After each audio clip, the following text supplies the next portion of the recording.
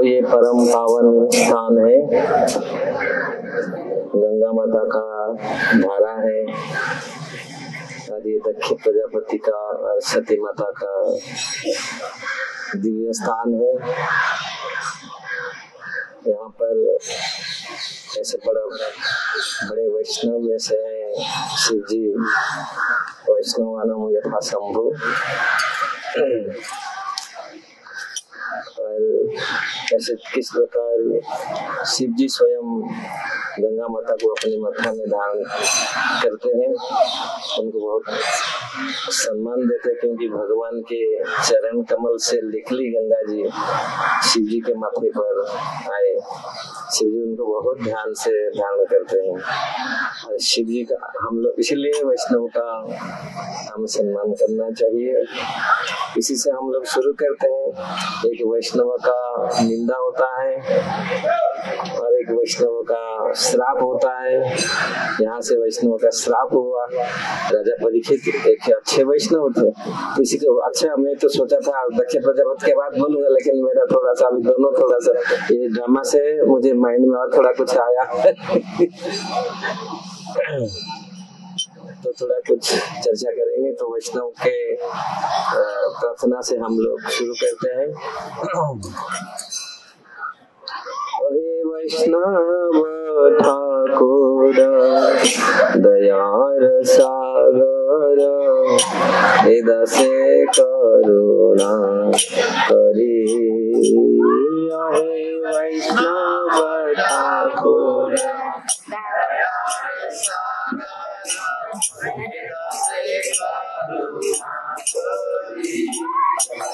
हे वैष्णव ठाकुर दयार सागर, हृदय से करुणा करी। हे वैष्णव ठाकुर दयार सागर, हृदय से करुणा। दिया पद छाया सुधो है हमारे, दिया पद छाया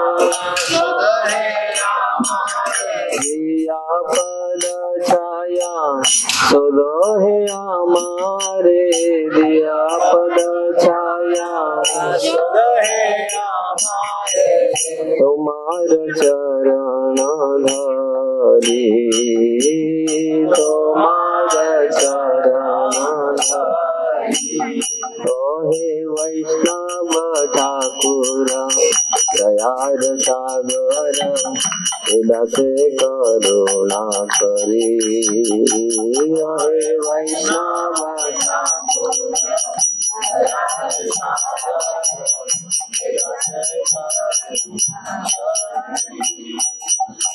क्षय वेग रमी क्षय दोषो शोधि, क्षय गुण देह दासे।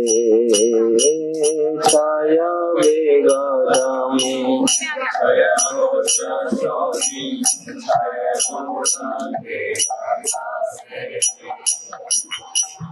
क्षय सत संग देह है हमारे, क्षय सत संग देह है हमारे, क्षय सत संग देह है हमारे, क्षय सत संग देह है हमारे।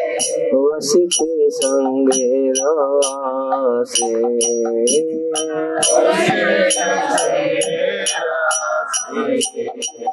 हे वैष्णव ठाकुर दयार सागर, हृदय से करुणा करी। हे वैष्णव ठाकुर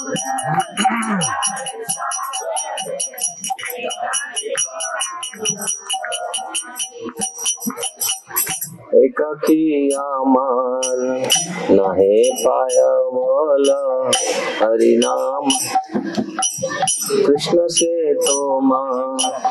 एकाकी आमान नहे पाय बोल, हरि नाम संकीर्तने। एकाकी आमान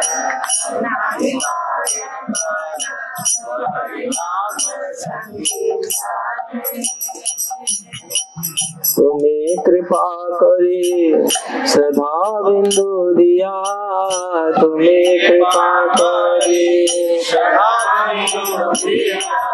देह कृष्ण नाम धने, देह कृष्ण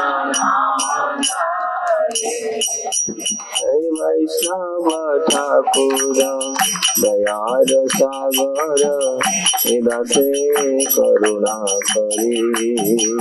जय वैष्णव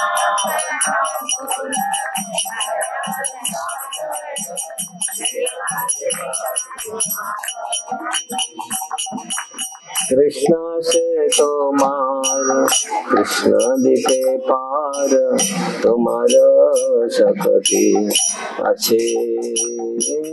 कृष्ण से तुम्हार कृष्ण दिखे पार,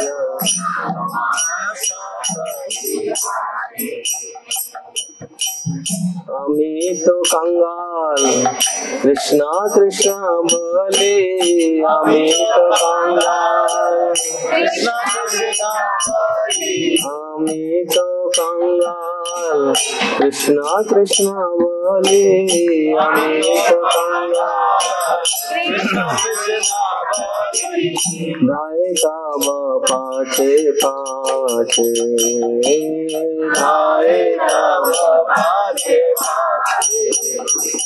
हे वैष्णव ठाकुर दयार सागर, हृदय से करुणा करी।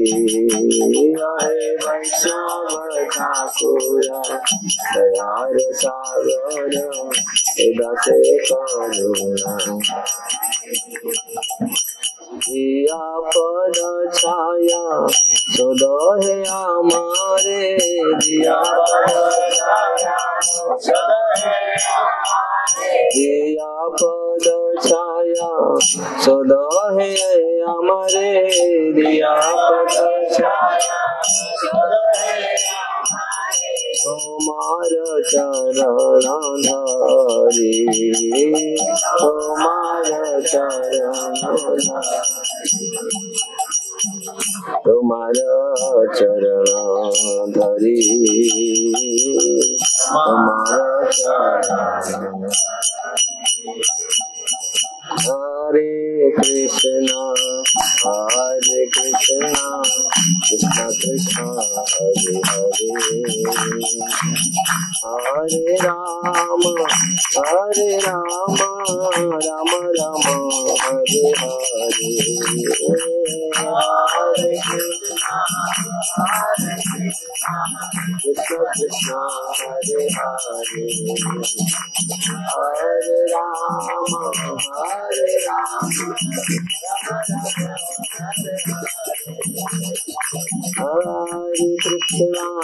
हरे कृष्णा कृष्ण कृष्ण हरे हरे, हरे राम राम राम हरे हरे,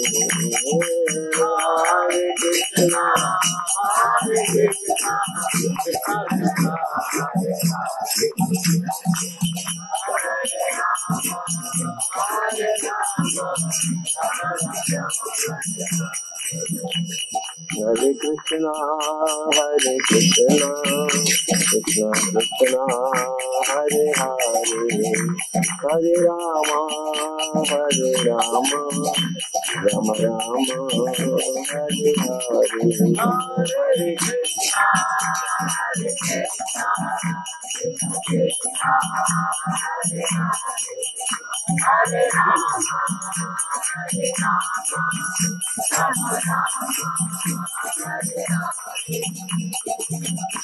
हरे गौर हरि बोल हरि बोल हरि बोल हरि बोल,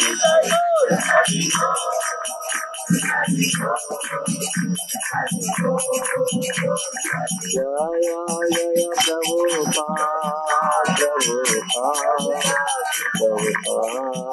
प्रभुपाद जय जय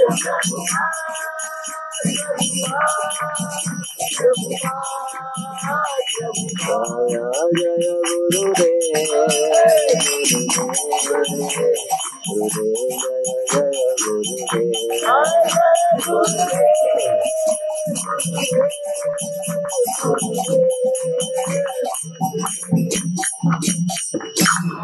वैष्णव ठाकुर की जय, माता गंगा माता की जय, यमुना माता की जय, भक्ति देवी की जय, तुलसी महारानी की जय, हरिनाम संकीर्तन की जय, शील प्रभुपाद की जय, गौर प्रेमानंदे।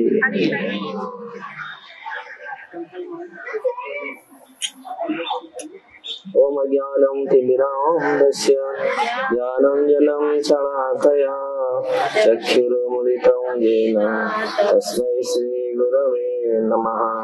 श्रीचैतन्यमनोभीष्टं स्थापितं येन भूतले स्वयं रूप कदा मह्यं ददाति स्वपदान्तिकम्।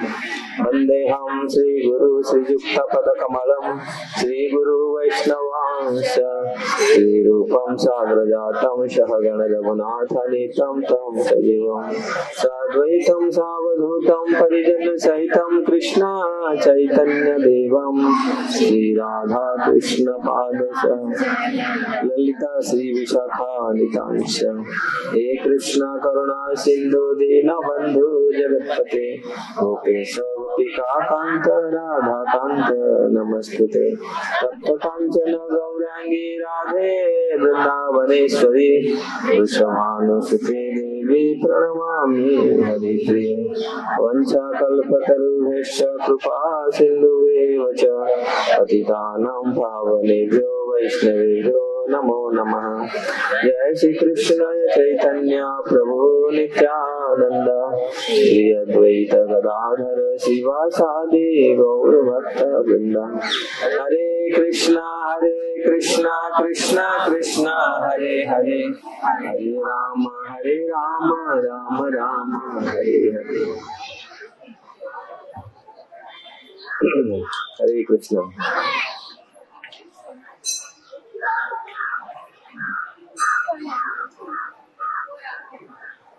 हरे कृष्ण। ये पावन भूमि गंगा माता का सानिध्य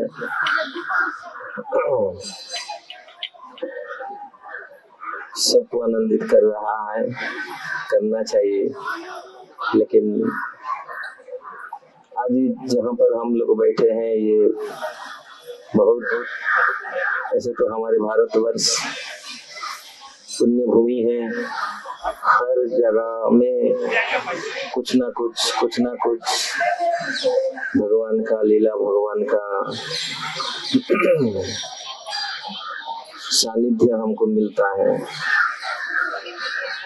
वास्तविक अगर हमारे अंतःकरण शुद्ध हो तो हम भगवान का उपस्थित अनुभव कर सकते हैं। अगर अंतःकरण शुद्ध, इंद्रियां शुद्ध हो, हम हमारे चतुर्पार्श्व, हमारे भीतर बाहर हम भगवान का उपस्थिति को अनुभव कर सकते हैं। नहीं तो जिस प्रकार आज सभ्यता जिसी की ओर जा रहा है, ईश्वर विहीन सभ्यता, भगवान विहीन सभ्यता, तो ठीक नहीं है। इसलिए हम लोग सोच सकते हैं 5000 साल वर्ष पहले किस प्रकार ये घटना घटित हुआ। इससे पहले कितनी लाखों करोड़ साल पहले या ये घटना घटित हुआ था दक्ष प्रजापति का। और परीक्षित महाराज और सुखदेव महाराज जी का जो वो भी 5000 वर्ष हो गया। तो इससे बहुत सारी शिक्षाएं हमको मिलता है जो हम लोग इससे बहुत सारे लाभान्वित हो सकते हैं। एक वैष्णव अपराध कितनी बड़े बड़े लोगों को भी नष्ट कर देता है। अब देखिए, श्रृंगी मुनि ने महाराज परीक्षित को श्राप दे दिया, उसे बहुत बड़ा अपराध हुआ, वो भी वैष्णव अपराध हुआ। यहाँ दक्ष प्रजापति ने शिव जी के प्रति बहुत अपराध किया। ये दोनों प्रसंग हैं पूरी कुछ कुछ हम चर्चा करेंगे, जिससे हम ये अनुभव होगा किस प्रकार स्वप्न में भी, मन में भी कभी वैष्णव के प्रति विद्वेष भाव न हो। अगर वही वैष्णव के प्रति, साधुओं के प्रति हमारे मन में सम्मान, मन में प्रेम हो, वही हमको भगवत प्राप्ति कराएगी। अगर वैष्णव के प्रति, वैष्णव तो किसी जीव के प्रति, वैष्णव तो छोड़ो, वैष्णव के प्रति, वैष्णव कभी किसी जीव के प्रति असम्मान नहीं करते, उसको वैष्णव बोलते। वैष्णव का कोई अजात शत्रु शांत साधुना साधुभूषण तितिक्षा कारुण्य के सुहृदम सर्वदेहिना। वैष्णव कभी किसी से ईर्षा नहीं करता, वैष्णव का कोई शत्रु ही नहीं हुआ, जन्म ही नहीं हुआ। अगर हम वास्तविक वैष्णव है, वैष्णवी है, तो वैष्णव सारे संसार का कल्याण करता है। इसलिए कोई जीवात्मा किसी भी प्राणी के प्रति वैष्णव का कभी भी वैष्णव अनादर नहीं करते। इसलिए यहाँ जो प्रसंग नहीं, यहाँ तो ये घटना है, सच्ची घटना से हम लोग ये शिक्षा ले। परीक्षित महाराज इतनी अच्छे वैष्णव थे, हम लोग सुने प्रथम स्कंद भागवत में किस प्रकार परीक्षित महाराज बचपन से गर्भ से किसका दर्शन हुआ, भगवान का दर्शन हुआ। किसका ऐसा सौभाग्य होगा, गर्भ से भगवान ने उसको रक्षा की। इसलिए परीक्षित हमेशा, परीक्षित नाम पड़ा, वो परीक्षा लेते थे कौन वो आदमी था मेरे चारी तरफ गदा लेकर के घूमता था, वो कौन है। जब आए तो ढूंढ रहे थे, इसलिए नाम उनका परीक्षित हुआ। तो बचपन से, मतलब माँ के गर्भ से ही वो भगवान का दर्शन उनको मिला था। तो ऐसे राजाओं का, ऐसे वैष्णव का कैसे ऐसे गलती हो सकता है और कैसे ऐसे श्राप दे सकता है इतना। तो इसलिए ये बहुत बड़ा अपराध। तब से प्रभुपाद बहुत जगह में लिखे, वहीं से किस प्रकार हमारे ब्राह्मण संस्कृति का पतन हुआ, संगी जो श्राप दिया। और ऐसे राजा जब नहीं रहे तो फिर किस प्रकार असामाजिक तत्व ऊपर आया। इसलिए यहाँ परीक्षित महाराज देखिए, उनका भक्ति देखिए कितनी। और परीक्षित महाराज का प्रश्न था सुखदेव गोस्वामी से, ध्यान से सुनना थोड़ा, क्योंकि यहाँ तो ध्यान भंग होगा। आप लोग बहुत लोग आ रहे हैं, आप लोग पहला क्वेश्चन क्या था, सबको ये क्वेश्चन किए, जिसका मृत्यु सन्निकट है उसका कर्तव्य क्या है। हम लोग को इसका याद रखना चाहिए। मृत्यु जिसका निकट है उसको क्या करना चाहिए। तो परीक्षित महाराज बहुत लोगों को पूछा, कोई बोल रहा है ऊपर पांव रखे रखे नीचे सिर रखे रखे तपस्या करो। बहुत सारे लोग बहुत प्रकार का, क्योंकि हम जानते हैं किस प्रकार हमारे शास्त्रों में अनेक प्रकार का साधना बताया गया है। लेकिन परीक्षित महाराज संतुष्ट नहीं हुए। वही गंगा के तट, आज भी वही गंगा के तट, गंगा जी का तट हो, जमुना जी का वंशी बट हो, श्याम तुम सामने हो तब प्राण, जब प्राण से प्राण तन से निकले। ये सुंदर उक्ति है। ये वही जमुना का, गंगा जी का तट है। यहाँ पर सुखदेव गोस्वामी से ये प्रश्न किए, और सारे जितने आचार्य आए, जितने महान मुनि ऋषि लोग आए, लेकिन कोई उनका वो सेटिस्फेक्शन आंसर दे नहीं पाए। ऐसे तो सब लोग जानते थे, सब लोग वेट कर रहे थे ऐसा आचार्य आएगा। वो लगा के बैठे, आसन लगा, लेकिन कोई वहां जाके बैठा नहीं। सुखदेव गोसाई घूमते आए, वहीं आकर के बैठ गए। और उन्होंने ये प्रारंभ किया, ये जिसका मृत्यु सन्निकट है उसको क्या करना चाहिए? श्री भगवान का कथा सुनना चाहिए, भगवान कृष्ण का कथा सुनना चाहिए। और वो भी कथा उन्होंने सुनाया 7 दिन तक। ये श्रीमद् भागवत वही है जो 7 दिन तक उन्होंने कथा सुना। और कथा में इनका मति इतनी तल्लीन हो गया, योग तपस्या, इससे मन जितना प्रखर, जितनी प्रभावित नहीं हुआ, भगवान कथा में इतनी शक्ति है। और जो इसलिए भागवत के प्रथम श्लोक, द्वितीय श्लोक में पीबत भागवतम रसमालय मुहुरहो रसिका भुवि भावुकम निगम कल्पकवितम फलम सुखद्रवम कसंजितम। ये जिस सुखदेव गोस्वामी के मुख से जो श्रीमद् भागवत निकला, ये और भी स्वादिष्ट हो गया। तो इसलिए सुखदेव गोस्वामी जो ये वर्णन कर रहे हैं भागवतम, और वो कथा में इतनी तल्लीनता से उन्होंने सुने, जो उनके था शारीरिक धर्म भूल गए।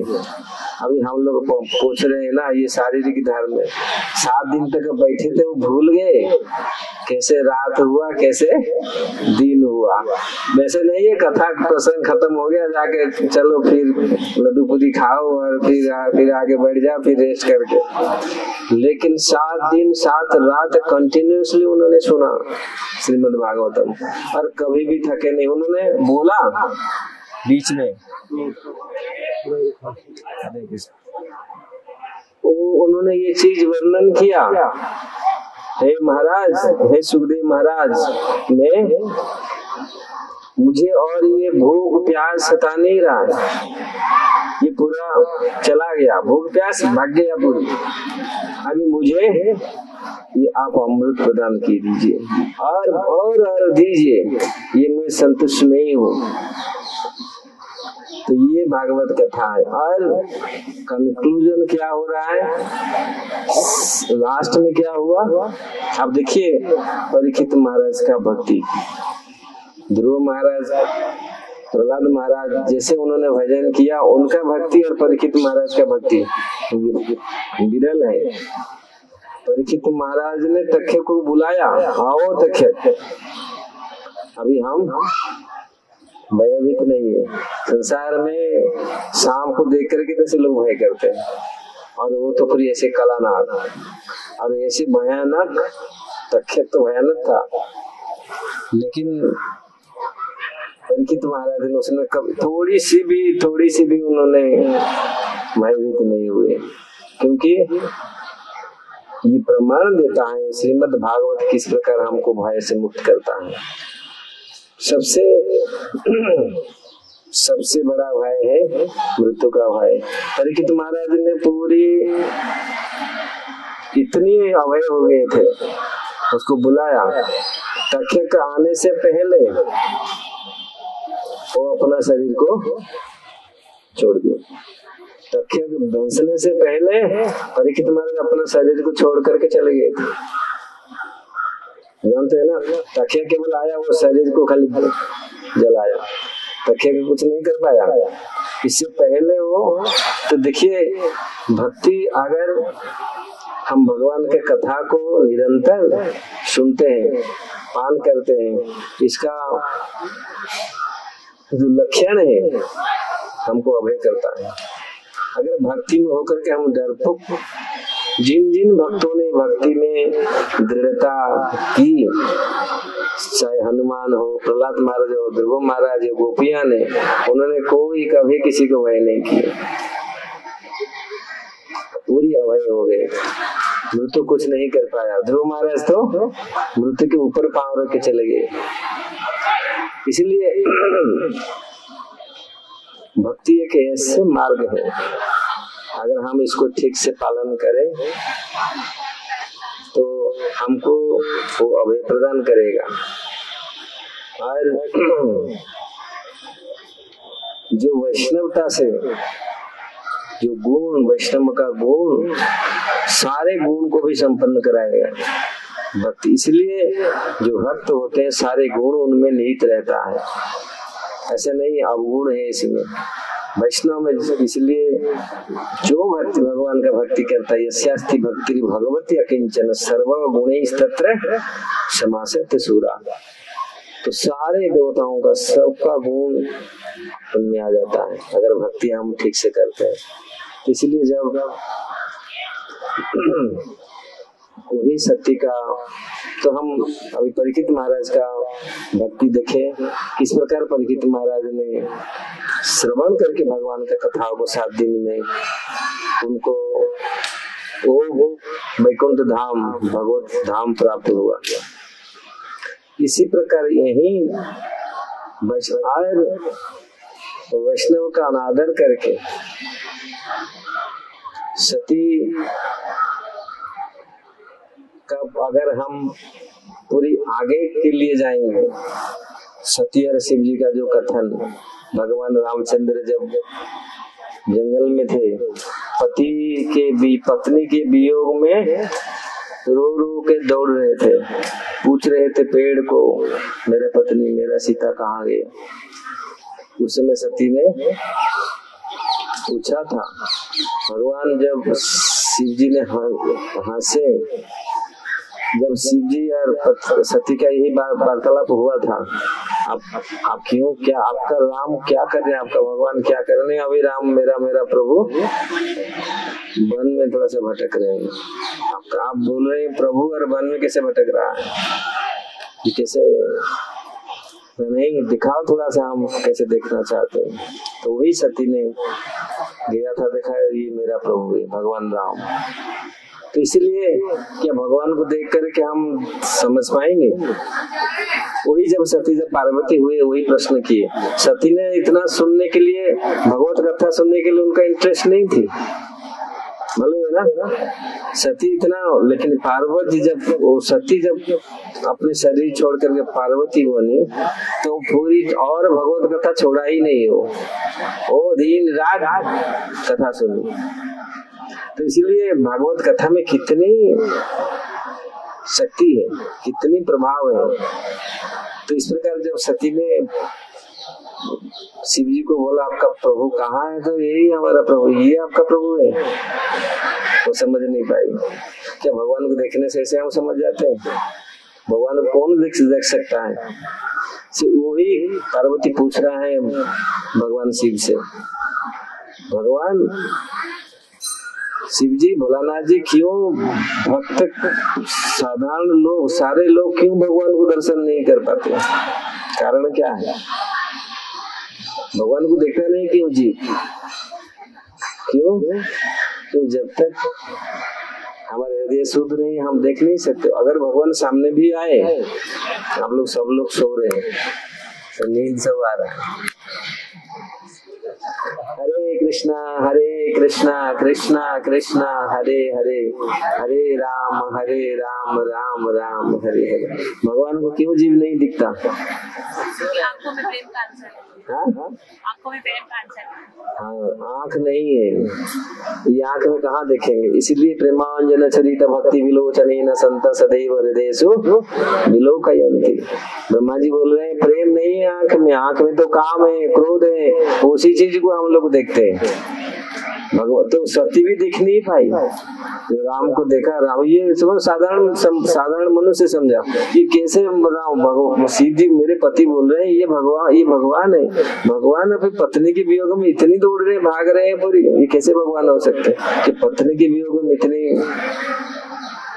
तो उन्होंने सीता जी का रूप लेकर के आया जंगल में, थोड़ा दूर में, फिर भगवान राम देखा ये तो समझ गए, लेकिन फिर सामने आ गए। वो सोची शायद वो देखे नहीं पाए मुझे, भगवान तो देखते थे, देख करके दूसरी जगह दूसरी ओर चले गए थे, लेकिन पूरी आमने सामने आ गए।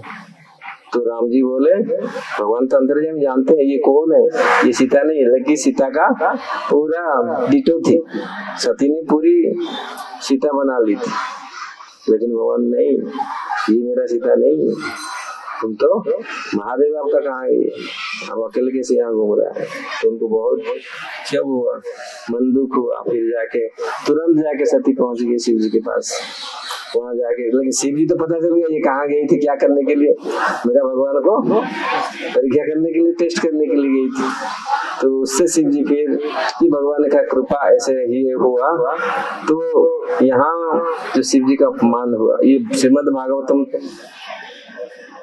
चतुर्थ स्कंद में ये कथा आती है दक्ष प्रजापति। तो दक्ष प्रजापति ब्रह्मा जी के पुत्र। हरे कृष्णा हरे कृष्णा। दक्ष प्रजापति मनु के 3 पुत्री, पूरा मानव समाज हम लोग सब उन्हीं के वंशधर है। मानव बना मनु का, मनु से ही आया मानव। तो इसलिए 3 पुत्री, आकुति, देवहूति, प्रसूति, ये 3 कन्या से ये पूरा संसार भर गया। पूरी उनकी पूरी संतान है। ये मनु का 3 कन्या थे। प्रथम आकुति से विवाह किया रुचि प्रजापति से। दूसरी आप लोग जानते हैं देवहूति का कर्दम मुनि से, और प्रसूति का दक्ष प्रजापति से हुआ था। ये दक्ष प्रजापति दक्ष थे, बहुत दक्ष थे, बहुत बड़े महान व्यक्ति थे। लेकिन इतनी महान व्यक्ति होने पर भी, और इनके 16 कन्या थे, 16 कन्या थे, भागवत में वर्णन है। तो 16 कन्या का लास्ट जो कन्या थी नाम था सती। अरे ये सती को उन्होंने शिव जी को विवाह दिए थे। क्या हुआ, जब पूरी एक यज्ञ हुआ, यज्ञ में सब लोग को आए, ब्रह्मा जी आए, सारे लोग आए यज्ञ में। शिव जी का क्या अपराध था, वो बैठ के रह गए। जब वो ससुर देव आए, ससुर के लिए खड़ा होना चाहिए था, लेकिन उन्होंने बैठ रह गए। और दक्ष प्रजापति ने बहुत खराब करके शिव जी का अपमान किया। ये तो मरकट लोचन है, ये तो बंदर का आंख वाले हैं। देखिए जब हम किसी के फैन हो जाते हैं ना, किसी का पूरा लाइक करते हैं, चाहे वो काला हो, काली हो, कुछ भी हो, उसको हमको अच्छा लगता है। और जब हमको कोई चीज अच्छा नहीं लगता ना, कितनी भी सुंदर हो, ये बेकार है। क्या शिव जी मरकट लोचन थे? उन्होंने क्या बोला है, मेरा मृग नहीं लड़की को इसको शादी दिया, और इसका व्यवहार तो देखो, ये मरकट लोचन बंदर का आंख वाले, ये इतना भी इसको पता नहीं है क्या कैसे व्यवहार करना चाहिए। लेकिन शिव जी जानबूझकर कैसे नहीं किए थे, खड़े नहीं। लेकिन शिव, ब्रह्मा और विष्णु ये महान देव है, तो उन्होंने ऐसा उनको असम्मान करने के लिए नहीं बैठा था, लेकिन उनको ये लगा, दक्ष प्रजापति को उनको ये लगा, और उन्होंने तुरंत ये चीज श्राप दे दिया, ये इसको कुछ नहीं मिलना चाहिए, ये ऐसा करता है, ये ऐसा करता है, स्मशान में रहता है, ये करता पूरी। इसके पश्चात और श्राप दे करके चला गया। और वहां शिव जी का अनुचर जब सुने ऐसा हुआ, तो नंदीश्वर ने भी श्राप दे दिया दक्ष प्रजापति को। इसका ये तो खाली दक्ष, किसी में दक्ष है, स्त्री संभोग में, बच्चा पैदा करने में ये दक्ष है, इसका और कोई कार्य नहीं है इतना। इसलिए ये जल्दी से जल्दी इसके बकरा का मुंह होना चाहिए, वो भी वही, मतलब साफ प्रतिसाप पूरी इसी यहाँ पर धरती में कितनी जोर से हुआ। लेकिन शिव जी सुन करके चले गए। ये पहला यज्ञ तो ये फिर 1000 साल तक ये रहा, ये यज्ञ, पहला यज्ञ खत्म होने के पश्चात फिर 1000 साल सब लोग शांत रहे। दूसरी यज्ञ उन्होंने कौन करवाया? दक्ष प्रजापति ने। किसी लिए लक्ष्य क्या था? शिव जी को अपमानित करने के लिए। इसलिए यज्ञ किस लिए होता है? दान यज्ञ ये किस लिए होना चाहिए? भगवान को प्रसन्न करने के लिए ना। जितनी यज्ञ दान तपस्या ये भगवान को प्रसन्न करने के लिए होना चाहिए। अगर हम किसी को नीचा दिखाने के लिए तो ये यज्ञ नहीं होता है। किसी को बड़ाई करने के लिए, किसी का फायदा के लिए ये नहीं होता। भगवान के लिए यज्ञांत, इसलिए भगवान बोलते हैं यज्ञ के लिए करो। जो कर्म करते हो, जो कुछ करते हो यज्ञ के लिए, यज्ञ पुरुष के लिए कर्म करो, नहीं तो कर्म बंधन में हम फंसेंगे।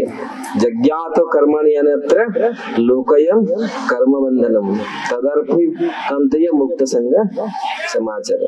भगवद गीता में भगवान बोलते ही है, अगर यज्ञ पुरुष के लिए हम नहीं कर्म करते, किसी को छोटा नीचा दिखाने के लिए करते हैं, तो यज्ञ सही नहीं होगा, इससे कल्याण नहीं होगा, संसार का कल्याण नहीं होगा, किसी का कल्याण नहीं होगा। इससे आप लोग देख सकते हैं भगवान ने भी बहुत यज्ञ कराया। जब महाभारत में आप देखते हैं बहुत सारे यज्ञ, सुन रहे हैं आप लोग ना, सब थके हुए हैं। महाभारत युद्ध में युधिष्ठिर महाराज ने बहुत यज्ञ कराया। भगवान कृष्ण ने युधिष्ठिर महाराज का यश को बढ़ाने के लिए, युधिष्ठिर महाराज भगवान को यश को बढ़ाने के लिए बहुत सारे यज्ञ किया। एक ऐसे यज्ञ किया था, अश्वमेध यज्ञ, बड़ा ऐसे यज्ञ किया था, इसी यज्ञ में सबको निमंत्रण किए थे, सुना होगा आप लोग। और भगवान ने भी उसमें सेवा किया था। भगवान क्या लिया था सेवा? पत्तल उठाना, याद है। ये महाभारत में ये कथा आती है। आप देखिए यज्ञ, यहाँ दक्ष यज्ञ किस लिए हो रहा है? जो यज्ञ अगर प्रॉपर्ली यज्ञ हम करते हैं, अगर प्रॉपर्ली यज्ञ नहीं होगा फिर उल्टा फल फलता है। कर्मकांड यही है। तो यहाँ पर भगवान ने जब युधिष्ठिर महाराज के द्वारा यज्ञ उन्होंने कराया था, वो यज्ञ में सारे लोग आए थे और भगवान बहुत सारे इम्पोर्टेंट सर्विस लिया था। पत्तल उठाना इतना आसान काम नहीं है ना। लोग वाले पत्तल हम उठाएंगे, लेकिन भगवान ने देखो कौन, अरे द्रौपदी जी रसोई बनाए थे और भगवान ने 5 जने शंखों को रखा था पूरा पंडाल के ऊपर। बोला ये अगर यज्ञ पूरा संपूर्ण रूप में हो जाएगा, ये 5 जने मतलब पूरा 3 बार आवाज लगा तो आपका यज्ञ संपन्न हो गया। देखा तो 5 जने संख्या बज नहीं रहा है, सब कुछ हुआ। द्रौपदी ने पूछा, प्रभु क्या ये हो गया ना, तुम गड़बड़ किया? तो यमराज जो थे धर्मराज, वो 3 रूप में जन्म हुए थे। हरे कृष्ण। नींद आ रहे हैं हम लोगों को, एक्चुअली कथा सुबह होना चाहिए। एक्चुअली मैं कुछ प्रिपेयर नहीं किया था। भगवान जो ये कहते हैं मैं इसी से मैं बोलता हूँ। अगर आप लोग सो जाएंगे तो फिर ये लिंक नहीं आएगा। तो शिव जी ने, सॉरी क्या मैं बोल रहा था, हाँ, जब ये यज्ञ राजस्व यज्ञ में, ये नहीं बहुत सारे राजस्व यज्ञ भगवान ने किए थे। एक यज्ञ ऐसा था तो उसी में सब लोग, तो युधिष्ठिर महाराज ने 3 मतलब यमराज ने 3 रूप में जन्म लिया था, क्योंकि उनका अभिशाप था। राजा हुए थे, जब उन्होंने मांगा था भगवान से, नहीं वो ऋषि से, मुझे कोई राजा नहीं बनाना, उसको राजा बनाया। मतलब यमराज जो गलती किए थे ना, वो मंडक ऋषि को ले गए थे, उनको सूली में चढ़ा लिए थे, याद है ना। तो उसको भागवत में वर्णन है। ये बहुत सारे चीज है, एक आएगा तो माइंड में बहुत चीज कथा आएगा। वो बहुत छोटे थे, वो ऋषि का था क्या उसका मतलब क्या कर्म था, किसे दंडित किया गया? उन्होंने छोटे बचपन में एक कीड़े के पीछे से एक सींग घुसा दिया, इसलिए उनका ये, तो ऋषि को लेकर के यमराज दूत ने लेकर सूली में चढ़ा लिया था, फिर उसे निकाल लिया। तो ये ऋषि ने आकर के यमराज को तुम यमराज बनने का लायक नहीं हो, क्योंकि 9-10 साल जो छोटा लड़का होता है उसे में कुछ ज्ञान नहीं रहता, तो उसी में तुम बचपन से कोई कर लिया, ऐसा अनाचार कर लिया, तो उसे इतना बड़ा दंड नहीं होना चाहिए। तुम ऐसा तो मुझे तो मृत्युदंड मिल गया था, तो इसलिए तुमको ये भोगना पड़ेगा। तो उन्होंने बोला ठीक है प्रभु, मुझे राजा मत बनाना, शूद्र मत बनाना, लेकिन वही चीज उन्होंने बोला नहीं तुम राजा बनेगा, क्योंकि राजा बनने में और अपराध करूंगा, कभी कभी गलती होगा, तो युधिष्ठिर महाराज बने, और कौन बना, और विदुर जी बने, शूद्र का शूद्र मतलब ये तो विदुर तो आधा थे, और एक शूद्र थे वो जो उनका जन्म उसी हस्तिनापुर के पास हुआ था।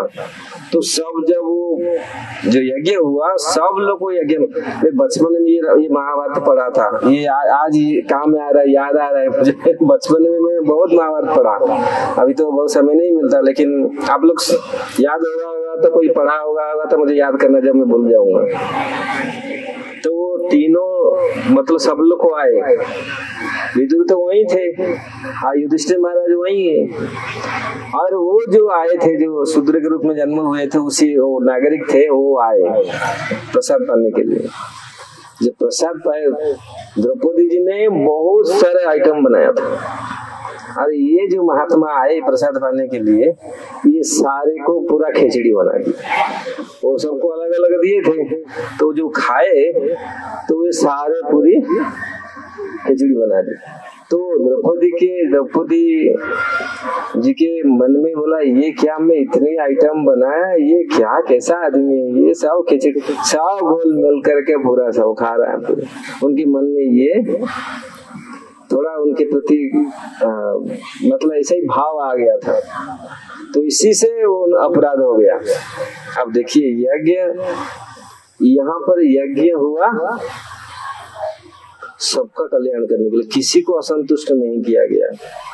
दक्ष का यज्ञ इतनी बड़ी महान वैष्णव को नीचा दिखाने के लिए, तो ये बहुत बड़ा अपराध है।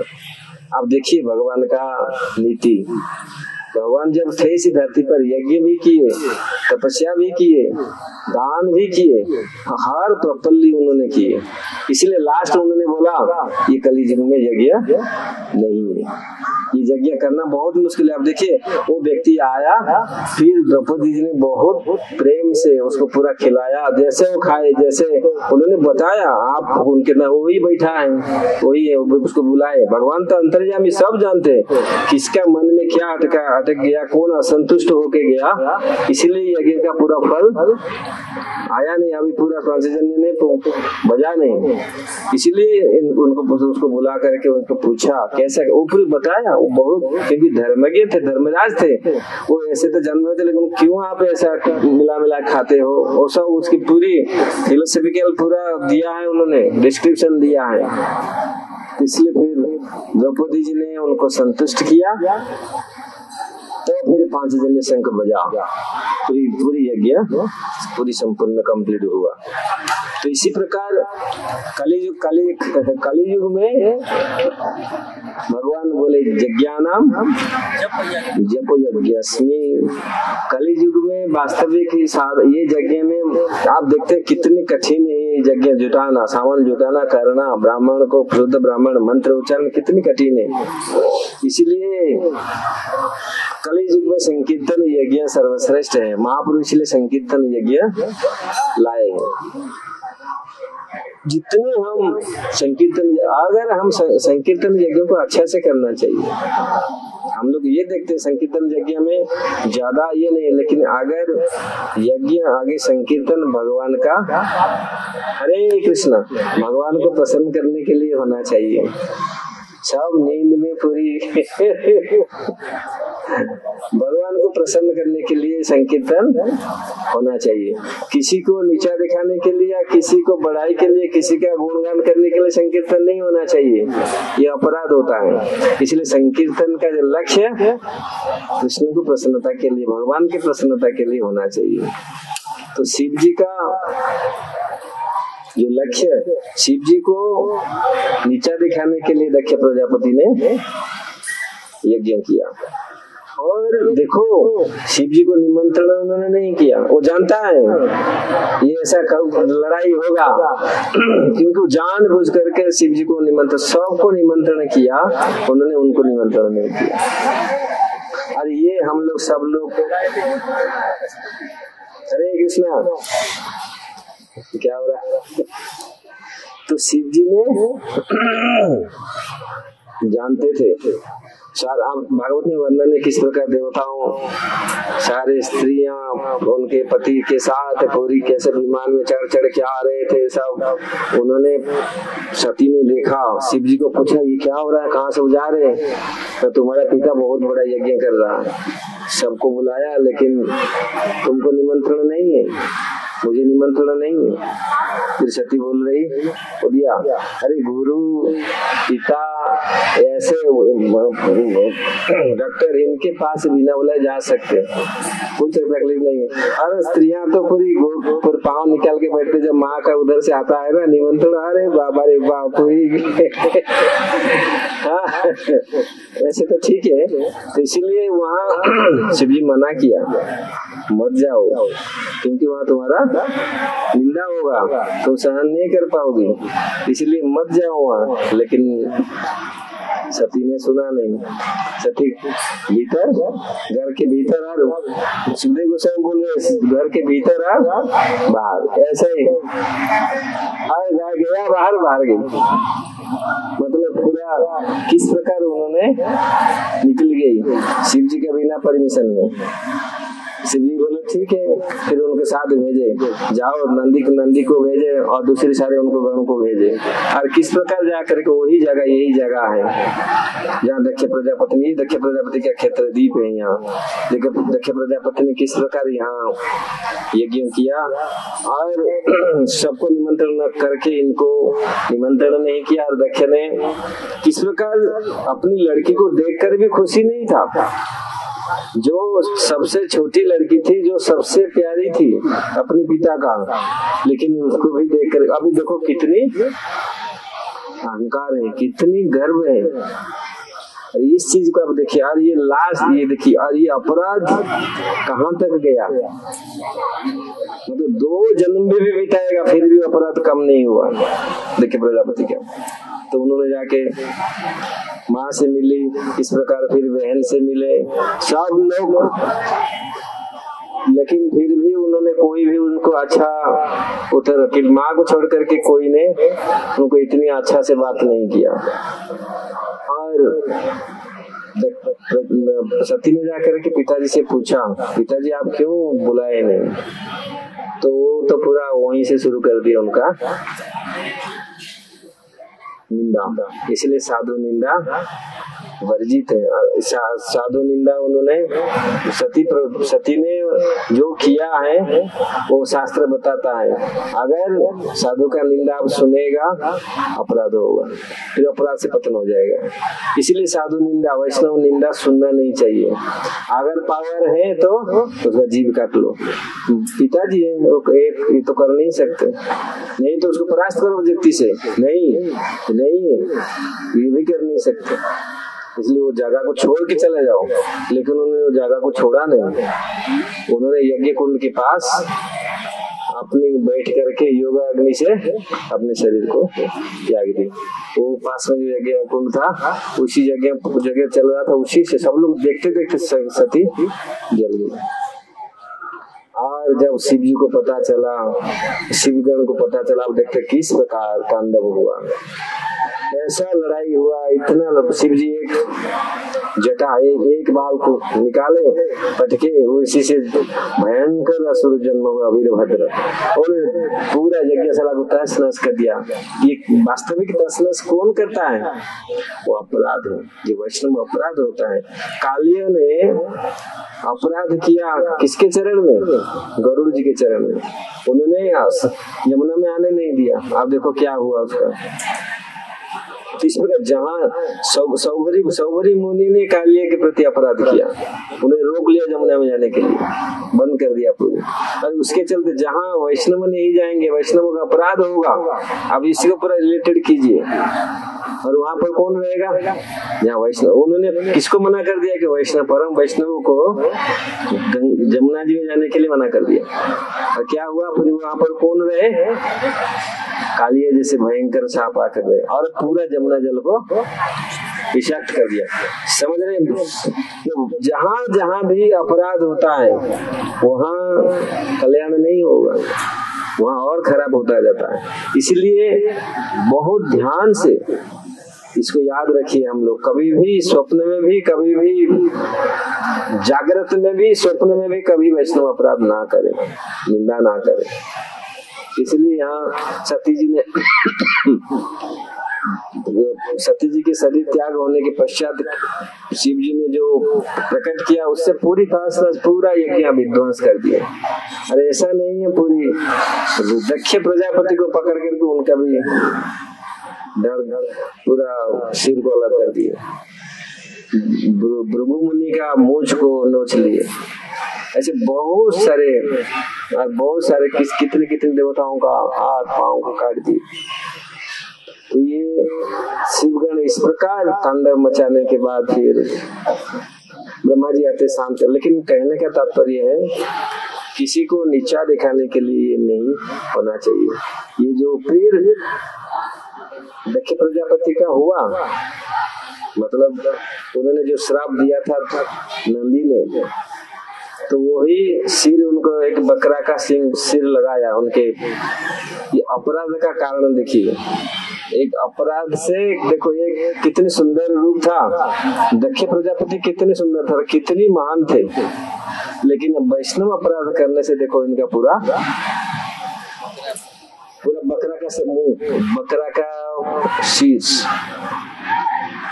तो इस प्रकार फिर सेकंड जब उन्होंने फिर वो बकरा का शीश वाले शरीर को उन्होंने त्याग किया, फिर अच्छा शरीर उनको मिला फिर भी, लेकिन वो चेतना ना, कॉन्शियसनेस, यद्यपि देखो सिर पर कोई कुछ नहीं रहता, बोलते शीश में माइंड में रहता है, नहीं माइंड में नहीं रहता, कॉन्शियसनेस में नहीं। उसका बकरा का सिर तो लगा था लेकिन कॉन्शियसनेस में चेंज नहीं हुआ, वो बकरा का कॉन्शियसनेस नहीं आ गया, वो जो चेतना उनका था वही चेतना रहा और लगातार वही चीज करते गया।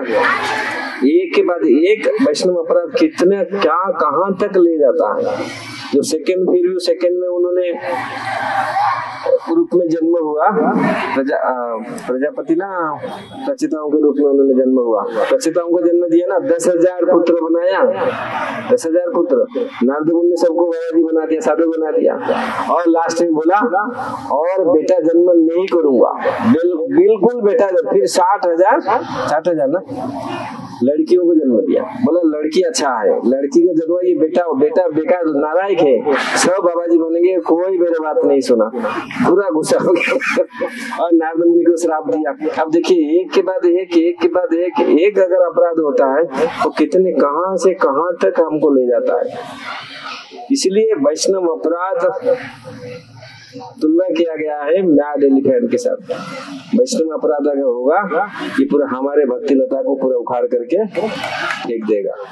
इसलिए अगर वैष्णव का कृपा हमको मिलेगा तो हमको पूरी शुद्ध भक्ति, श्रद्धा, हमारी दृढ़ भक्ति हमारे हृदय में जागृत होगा। अगर वैष्णव का अपराध होता है, अगर मन भटक रहा है तो वैष्णव अपराध हुआ है, कोई साधु का कुछ ना कुछ अपराध हुआ है, मन माया में जा रहा है, भोग में जा रहा है, मतलब अब समझ लीजिए कोई ना कोई अपराध हुआ। जब तक अपराध नहीं होगा नहीं मन भागेगा नहीं बाहर में, क्योंकि भजन करते हैं हम लोग, परंपरा में दीक्षा लिए हैं, भजन करते हैं, ये अपराध के कारण होता है। इसलिए महाप्रभु ने इसको कड़ाई से, इवन सची माता का अपराध हुआ, उन्होंने अद्वैताचार्य को क्या बोला था, ये बेटा, ये बाबा जी मेरा 2 बेटा को बाबा जी यही बना दिया, उनके मन में ये था, गाली दिए थे, जाओ उससे माफी मांगो। तो उन्होंने जाकर जब क्षमा प्रार्थना किया है अद्वैताचार्य से, तो फिर ये महाप्रभु भी सांख्य भगवान स्वयं ये दिखाते हैं, अगर हम लोग वैष्णव अपराध करेंगे पहला लक्षण है मन भटकेगा, मन शांत नहीं रहेगा। इसलिए वैष्णव अपराध छोड़ करके अगर हम शुद्ध नाम करते हैं तो इसी जीवन में हमारा पूरी इतनी आनंद मिलेगा, जहां भी बैठो वहीं कृष्ण स्मरण होगा। लोग बोलते हैं महाराज क्यों कृष्ण स्मरण, क्योंकि हम लोग अपराध करते हैं, पॉलिटिक्स करते हैं। सेवा के नाम पर हम बहुत सारे चीज करते हैं जो अपराध, दूसरी का दुख, दूसरी को कुछ ना कुछ दुख पहुंचाते हैं। अगर वैष्णव हम हुए पर दुखे दुखी होना चाहिए, पर सुखे सुखी होना चाहिए। वैष्णव कभी भी किसी के प्रति द्वेष बुद्धि नहीं है। इसलिए ईर्षा, देखिए प्रजापति का ईर्षा था, वो स्वयं बोल रहे हैं। अगर हम श्लोक के हिसाब से चलेंगे ना बहुत टाइम लगेगा। श्लोक वो स्वयं बोल रहे हैं, नहीं नहीं नहीं मेरा कोई, मैं ईर्षा से शिव जी को ऐसे नहीं बोल रहा हूँ, लेकिन ईर्षा था। ये ईर्षा जब तक हम नहीं छोड़ेंगे तब हम अच्छे से वैष्णव नहीं हो पाएंगे। इसलिए ईर्षा को मत्सर, भागवत में प्रवेश करने के लिए निर्मत्सर होना पड़ेगा, नहीं तो भागवत में प्रवेश नहीं कर पाएंगे, कथा में प्रवेश नहीं कर पाएंगे, जप में भी प्रवेश नहीं कर पाएंगे। जप क्यों नहीं होता? क्योंकि निर्मत्सर नहीं है। हम बोलते वो अच्छा जप कर रहे, कैसे अच्छा जप कर रहा है बैठ करके, हमारा नहीं हो रहा है, उसका भी टांग खींचे, कभी ऐसे कैसे नहीं हो रहा है ना। हम कभी चेष्टा किए, मेरा नहीं हो रहा, कम से कम उसका तो हो रहा है, कभी ऐसे सोचे उनका कम से कम हो जाए। ठीक है भगवान मेरा तो ऐसा दुर्दीन है, महापुरुष स्वयं बोले दुर्देव विदृशम यह जानी ना अनुराग, मेरा अनुराग उतना है कृष्ण, आप तो इतनी कृपालु है, आप इतनी सारी व्यवस्था किया है, लेकिन अनुराग नहीं है। कथा चल रहा है, अनुराग नहीं है। हाँ चल रहा है, क्यों अनुराग नहीं है? ये दुर्दीन है। क्यों दुर्दीन है? क्योंकि अपराध होता है, इसलिए मन भगवान में नहीं लगता, कथा में नहीं लगता, नींद आता है, विक्षेप होता है, बहुत सारी चीज आता है। कारण है मत्सरता नहीं गया, कहीं ना कहीं मत्सरता अभी बैठा है हृदय में। अगर मत्सर, शिव जी निर्मत्सर थे तो परम वैष्णव है। उनका मन में दक्ष प्रजापति की ऐसा भावना नहीं थी, वे ससुर जी को ऐसा में बैठ कर रखे उनको अनादर करूं, नहीं, ऐसा नहीं था, बिल्कुल नहीं था। लेकिन इनका उनको बहुत खराब लगा। कभी कभी ऐसा होता है, अगर वैष्णव के प्रति ऐसा, जहां जहां भी वैष्णव के प्रति खराब भावना आया, गरुड़ जी क्या काकभूषण के प्रति, अरे कौआ है ये क्या, लेकिन उसी के पास जाकर के उनको रामायण सुनना पड़ा। उनका वो सोच रहे थे भाई मैं तो पूरी पक्षियों में मैं तो राजा हूँ, लेकिन उनके वही जो रामचंद्र का सर्प जो नागफास उन्होंने खोला, उनके मन में अरे ये भगवान है, इसके कैसे फांस में, फिर सारा संसार का फांस को ये काटते, मैं उनका फांस कैसे काटने के लिए आया, उनका मन में ये। तो ये अपराध, कहीं ना कहीं अपराध जब होता है भजन नहीं होगा, आनंद नहीं मिलेगा, भाव उत्पन्न नहीं होगा, भजन करने से भाव नहीं उत्पन्न होगा। क्यों? हम अपराध करते हैं। अगर निरपराध से भगवान का नाम करेंगे, एक नाम इतनी बल देगा और इतनी आनंद मिलेगा, हम पूरी जीवन भर आनंद में रहेंगे, कभी अवसाद नहीं आएगा, कभी हमको अवसाद, इतनी कितनी हरे कृष्णा कृष्णा कृष्णा हरे हरे, हरे राम राम राम हरे हरे। भक्त लोग कभी यंत्रणा, दुख भक्त को छू ही नहीं सकता, मालूम है? भक्त को कभी दुख छू नहीं सकता। ऐसा है हमारे शास्त्र में वर्णन है, रूप गोस्वामी वर्णन किए, भक्त पूरा निर्मुक्त हो जाता है, भक्त के जीवन में आएगा दुख, वो पूरा दुख उड़ जाता है, सुख हो जाता है, वही ट्रांसफर हो जाता है पूरी सुख में। लेकिन हमको हम तो इतनी कष्ट में पड़े, इतनी दुख में पड़े, क्यों? असली दुख है निर्मत्सर नहीं है। हम मत्सर तो आज भी हृदय में घुसा हुआ है, वो छेद बन के बैठा है, भगवान जाते हैं वो छेद से प्रेम जाता है वहां से निकल जाता है। पहले हमारा वो हृदय कंटेनर, हृदय पात्र को हम ठीक बनाए, उसको योग्य बनाए। एक कृष्ण नाम अगर भीतर गया वो रहेगा और अनंत काल तक हमको एनर्जी देते रहेगा। हरे कृष्णा कृष्णा कृष्णा हरे हरे, हरे राम राम राम हरे हरे। अब नहीं ये होता है, ठीक है। कभी कभी किसी का शुरुआत अच्छा हो जाता है, 2-3 माला के बाद फिर गया सांड घुसे, फिर मतलब रखे फिर घुस जाते होता है। लेकिन ये होगा, समय आएगा इसको, कम से कम ये चीज तो हमको मालूम है ना, ये इसको सुधारने के लिए अगर ये कोशिश करेंगे, भगवान इसको व्यवस्था करेंगे, होगा, कर पाएंगे। एक और क्वेश्चन था मेरा। कई बार हम ऐसे सिचुएशन में होते हैं कि हम सेवा करना चाहते हैं बट नहीं कर पाते परिस्थिति के अनुसार, फिर हमको अंदर चिंता होती है, ऐसा क्यों होता है और इसका क्या सलूशन है? सेवा मतलब भगवान का कुछ भी भगवान की सेवा है नहीं, अगर भगवान की सेवा हम करने के लिए चाहते हैं, हो नहीं पाया, दुख तो होना ठीक है, क्योंकि मैं कर नहीं पा रहा हूँ, ये तो दुख, ये तो अच्छा है। इसको ये सोच के तो हमारा और अंतर्मन को सिद्ध बनाएगा, क्योंकि हम भगवान का कितने लोग कर रहे हैं, मैं नहीं कर पा रहा हूँ, तो ये तो अच्छा, ये कोई खराब विचार नहीं है, ये भावना भी खराब नहीं है, क्योंकि सच है, दूसरे लोग कर लेते, मैं कर नहीं पाता हूँ। लेकिन हाँ, अगर मेरा जितनी सामर्थ्य है उसके हिसाब से प्रभु मुझे दीजिए बल, मैं कम से कम इतना कर लूँ। मेरा तो इतना सामर्थ्य नहीं है करने की। हमारी इच्छा में कैसे क्यों नहीं कर पाते? नहीं, सेवा एक्चुअली 2 कारण होता है कि हम सेवा का लायक नहीं है, या सेवा हमको अभी एक तो है सेवा का अभी हमको वो समय नहीं आया, हमको इंतजार करना पड़ेगा वो सेवा के लिए, क्योंकि हम अभी उपयुक्त नहीं है वो सेवा करने के लिए, हाँ क्वालिफाइड नहीं है। अगर वो हम क्वालिफाइड है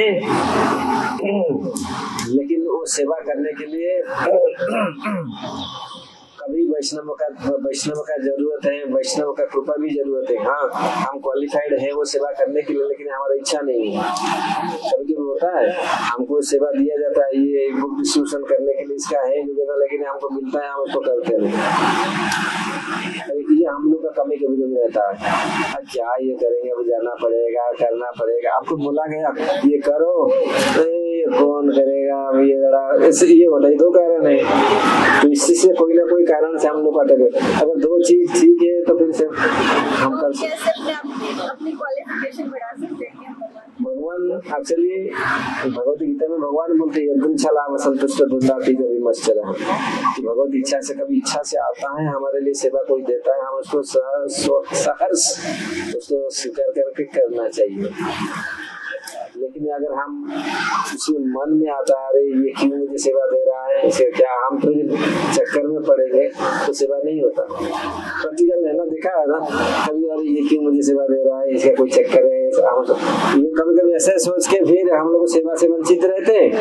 और इसलिए भगवान बोलते हैं यदृच्छला संतुष्ट दंडाति कभी मत्स्य। अगर भगवत इच्छा से कोई आ रहा है, दे रहा है, ठीक है, उसका कोई चक्कर होगा, हमको तो सेवा मिल रहा है। गोपियों को सेवा मिलता था, गोपी कभी बंद करते थे, बोले हमको सब दे दो, सब सेवा हमको दे दो। एक गोपी बोलता था हमको सब दे दो, तुम ठीक है रिटायर हो जाओ, हम सेवा कर लेंगे। इतना वहाँ उस स्तर में हम लोग नहीं है गोपियों का स्तर। लेकिन अगर हम इच्छा करें ये सेवा करने के लिए, कभी प्रयत्न करें, जो मिलता है तो उसको करते तो अच्छा होता है, जो नेगलेक्ट नहीं होता। अगर हम ये सोचे वैष्णव दे रहे हैं, कृष्ण का इच्छा है, ये मेरे पास क्यों ये सेवा आया, उनको क्यों नहीं दिए, अब मेरे पास नहीं आ रहा है, ठीक है, तो भगवत इच्छा है, जैसा जो अनक्वालिफाइड हो, अभी जब आएगा करूंगा अच्छा से। और मैं करना भी चाहती थी, बट ऐसी सर्कमस्टेंसेस हो गई कि मैं नहीं कर पाई। सेवा मिला, आपका इच्छा था करने के लिए, फिर नहीं पता नहीं कहाँ कमी है, मेरी इच्छा में कमी है, समझ नहीं पा रही क्यों हो रहा है। ठीक है, जो भी है भगवान की इच्छा से तो सब कुछ होती है।